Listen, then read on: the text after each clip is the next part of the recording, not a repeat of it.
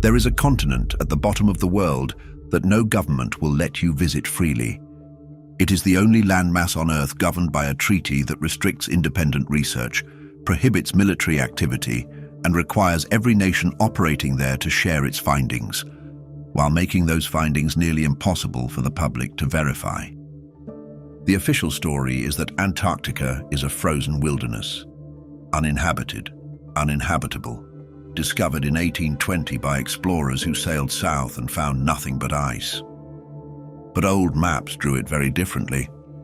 Maps that predate the supposed discovery by centuries showed a continent with coastlines, rivers, and ice-free land.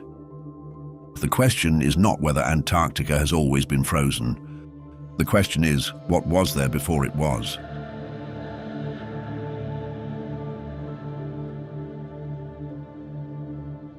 For centuries, European maps showed a vast territory stretching from the Caspian Sea to the Pacific Ocean, labeled with a single name: Tartaria.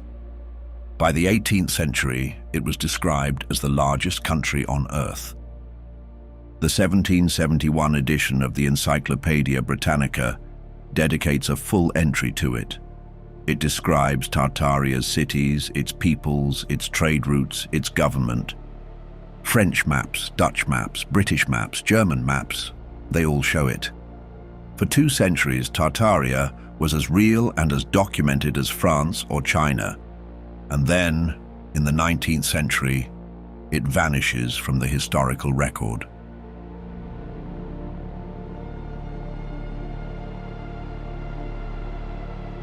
The land itself did not disappear. It became Russia, Central Asia, and China, absorbed and renamed by expanding empires. But the name disappeared faster than geography alone can explain. By the mid-1800s, Tartaria as a civilization had been scrubbed from mainstream consciousness. Encyclopedias that described it were replaced by editions that did not. Maps that labeled it were replaced by maps dividing the same territory into the colonial units the new powers preferred. And here is where it gets interesting. Look at the buildings that survive across Russia, Central Asia, and Siberia. Grand facades, domed rooftops, arched windows, architectural proportions that match structures found thousands of kilometers apart, as if drawn from a single set of plans. The Tartarian theory argues those buildings were not built by the empires that inherited them. They were already there, inherited from a civilization so vast and so coherent that the new powers had no choice but to move into the infrastructure it left behind, and then rewrite the story of who built it. What they could not explain away were the doors and windows buried underground, the ornate first-floor entrances sealed below the current street level, the basements that were never meant to be basements at all. Something happened to those cities, and whatever it was, it happened everywhere at once. Now keep that in mind, because the story is about to get much bigger.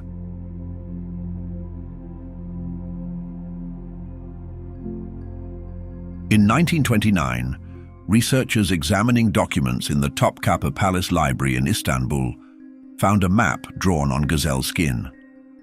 It was made in 1513 by an Ottoman admiral named Piri Reis.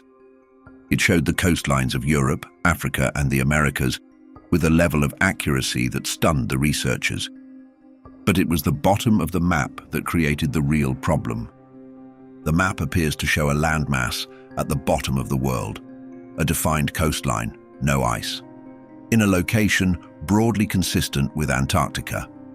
This is a map from 1513. Antarctica was not officially discovered until 1820, and the continent as we know it today is buried under up to 4 kilometers of ice, its actual coastline invisible without modern radar technology. So how did a 16th century Ottoman admiral map a continent that no one was supposed to have found yet?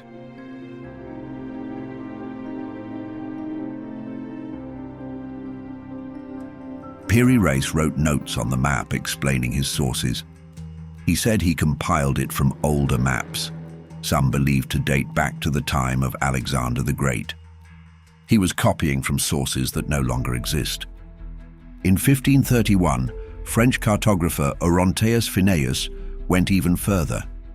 His world map showed the southern continent with mountain ranges, river systems, and ice-free coastal regions in specific detail. When researchers compared it to modern radar imaging of the rock surface beneath the Antarctic ice sheet, the geographic alignment was deeply uncomfortable. Charles Hapgood, a professor at Keene State College, spent years in the 1950s and 1960s analyzing these maps. He concluded they could only have been produced by a civilization with advanced cartographic knowledge, one that surveyed Antarctica when it was ice-free. What made Hapgood's work impossible to simply dismiss was who read it. Albert Einstein wrote the foreword to one of Hapgood's books, calling his hypothesis exciting and worthy of serious consideration. When Einstein endorses the idea, it tends to stay in the conversation. The mainstream explanation is still guesswork. Ancient Greek theoretical geography, lucky coincidence. But rivers do not appear in speculative geography. Mountain ranges do not appear. And ice-free coastlines matching subglacial topography do not appear by accident. Someone mapped Antarctica before the ice, which means someone was there.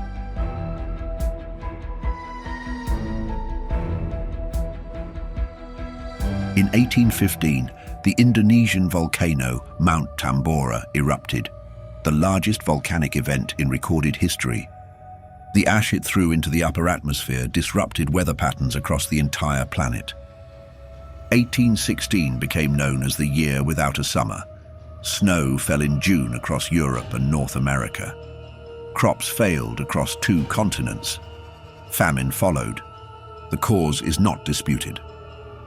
But the Tartaria theory proposes that 1816 was not merely a bad year, it was a reset.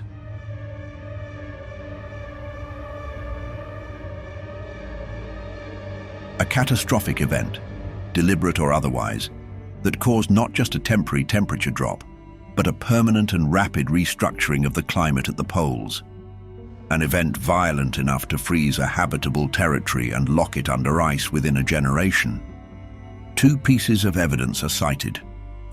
First, ice core data from Antarctica contains layers that some researchers interpret as recording sudden climate shifts far more recent than the mainstream glaciation timeline suggests.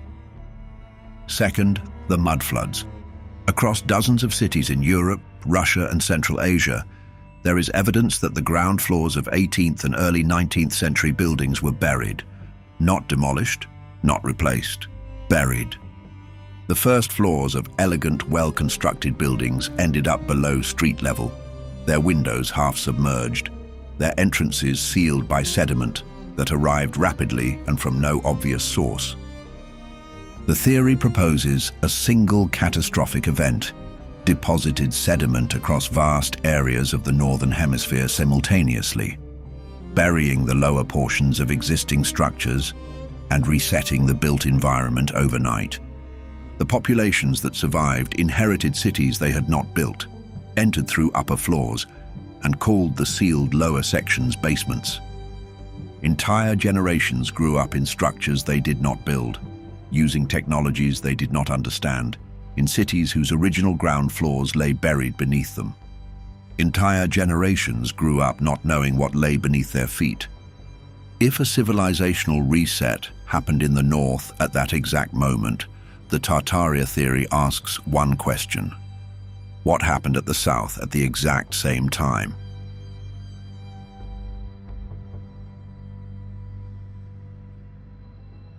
In 1820, 3 separate expeditions claimed to have sighted Antarctica within weeks of each other.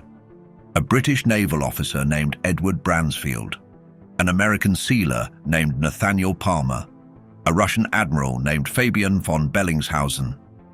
3 expeditions, 3 nations. The same previously unknown continent, the same season. None aware of the others. The mainstream explanation is that Antarctic waters had become commercially attractive for sealing, drawing multiple ships south simultaneously. Plausible. but very convenient.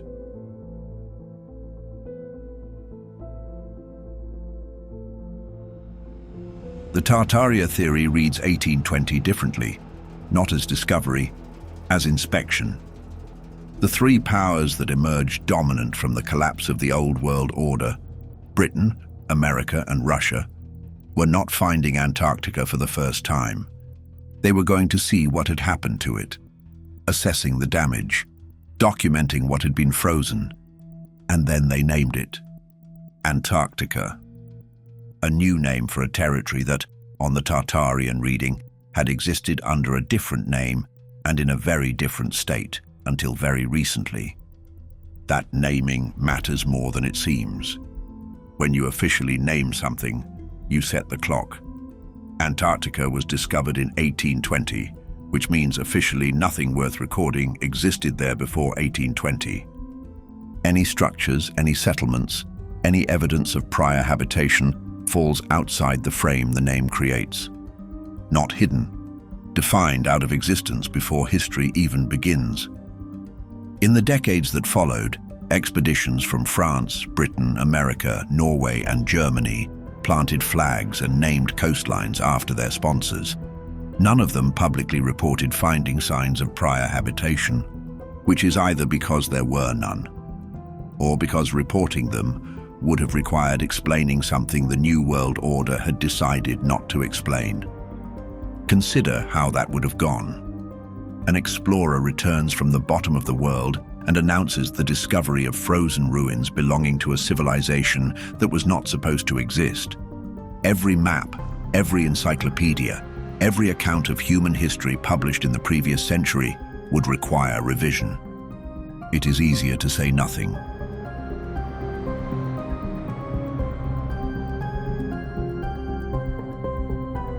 Antarctica is not a flat sheet of ice. Beneath 2 to 4 kilometers of ice lies a landscape of extraordinary complexity. Mountain ranges taller than the Alps, valleys deeper than the Grand Canyon, lakes larger than Lake Superior, sealed from the surface world for millions of years. We know this because of ice-penetrating radar. Since the 1970s, successive surveys have mapped the subglacial terrain in increasing detail. The results have consistently surprised the researchers conducting them. Significant portions of East Antarctica, if the ice were removed, would stand as dry, habitable land above sea level. The Transantarctic Mountains would rival anything in South America. The valleys between them, in a different climate, would be entirely livable. In 2016, a NASA Operation Icebridge survey released imagery of what appeared to be geometric anomalies beneath the West Antarctic ice sheet. Linear features, symmetrical depressions, shapes inconsistent with natural geological formation. NASA described them as possible meteorite impact sites.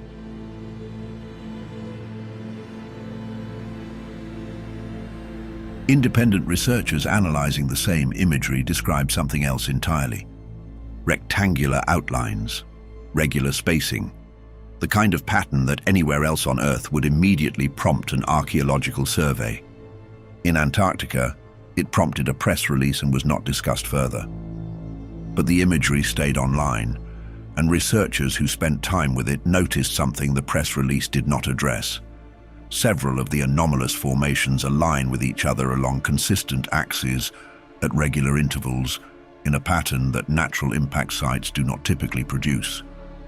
That same year, satellite imagery circulating online showed what appeared to be pyramid-shaped mountains in the Antarctic interior. Four-sided, symmetrical, with slopes at consistent angles on all faces. Geologists explained them as pyramidal peaks, a known natural phenomenon where freeze-thaw erosion carves mountaintops into angular shapes. Possible, but the regularity of the angles and the fact that multiple such formations appear in close proximity has kept the conversation alive. Then there is Lake Vostok, buried under nearly 4 kilometers of ice in East Antarctica, roughly the size of Lake Ontario, sealed from the surface for an estimated 15 to 25 million years.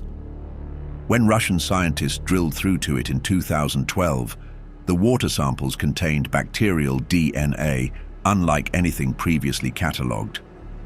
Life that had evolved in total isolation. What that tells us, the Antarctic ice is not a dead archive. It is a layered one. Whether those geometric anomalies are ruins or geology, nobody has gone to find out. Because going to find out requires permission that nobody grants for that purpose.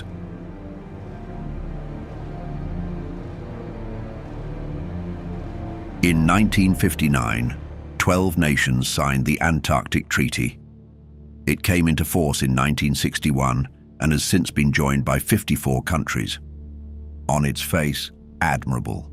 No weapons, no military installations, scientific cooperation, a model of international restraint. But read the fine print.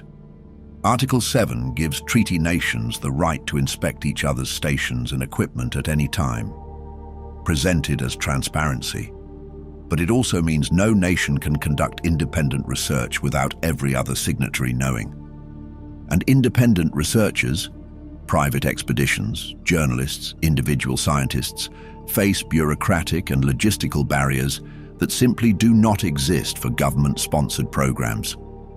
The continent is, in practice, accessible only to governments.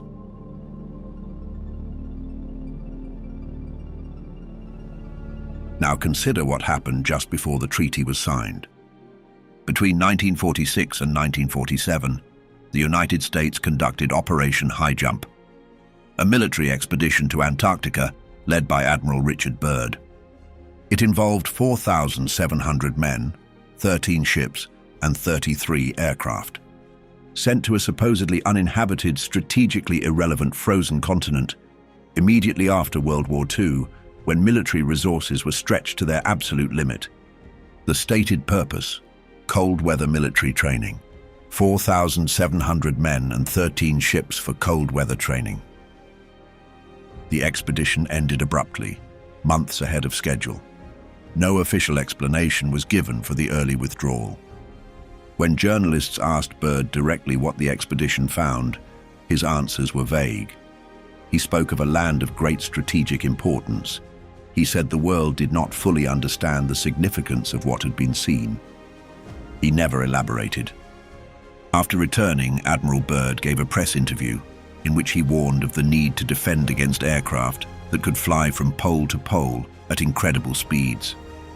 In 1947, no such aircraft existed. The statement was treated as the eccentric comment of a tired explorer. It was never followed up. The Antarctic Treaty was signed 12 years later, by the same powers that led the expedition. 12 years is enough time to decide what you found, agree on what to do about it, and build the legal architecture to make sure no one else finds it independently.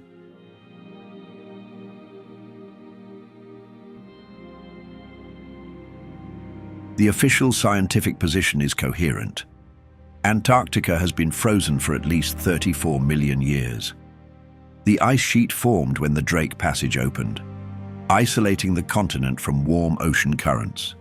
Human civilization is at most 12,000 years old. The two timelines do not overlap. The evidence supporting this is substantial. It is not fabricated. But the Tartaria theory is not arguing with the deep geological timeline. It is arguing about something far more recent and far more specific. Ice core records do show climate variability. They also contain anomalies, layers recording unusually rapid temperature shifts without the gradual transitions that normal glacial cycles produce. The mainstream attributes these to volcanic events and orbital variations. The Tartaria theory does not dispute that. It asks one question: is the explanation complete? Because if the ice record contains a sudden polar freeze event in the early 19th century, something rapid, something recent, something that does not fit neatly into the glacial cycle data, that anomaly has an address. And that address is the same window of time when Tartaria was being erased from the maps, when three powers were sailing south to name a continent. and when a civilizational reset was burying city streets across the Northern Hemisphere. All of those events, if real, converge on the same decade.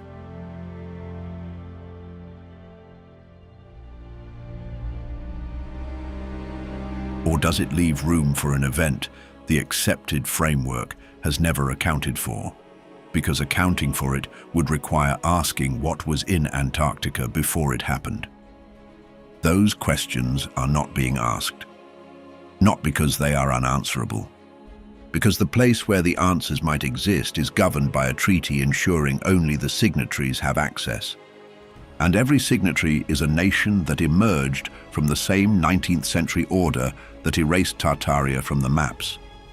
The same powers that renamed the territory, the same powers that have controlled access to it for over a century.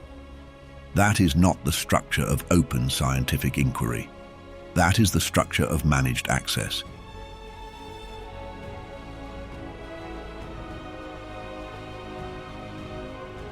Consider what we actually know. Old maps drew Antarctica without ice, with rivers, mountain ranges, and defined coastlines, 3 centuries before any explorer was supposed to have seen it. A civilization called Tartaria occupied the Eurasian world for centuries, appeared in the most authoritative reference works of the era, and was then absorbed and erased by the same powers that sailed south in 1820. 3 nations reached Antarctica simultaneously and reported finding nothing. One of those nations sent 4,700 men there 12 years before those same nations signed a treaty locking the continent down. And that treaty has held for over 60 years. Each of these facts is documented. None of them individually prove the theory, but the line they form, when you draw it, points in a direction the official history of Antarctica does not go.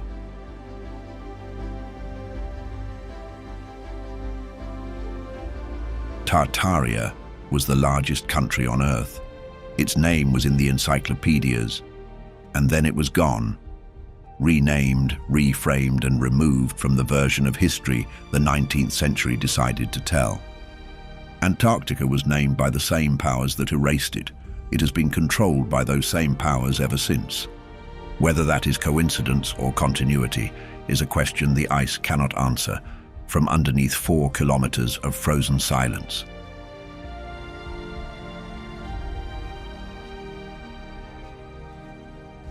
But it is a question worth asking. What do you think is under the ice? And do you believe the world we were told about is the whole story? Tell us in the comments below. If you want to see more mysteries like this, subscribe to the channel and give this video a like. Keep your minds open, and until we meet again.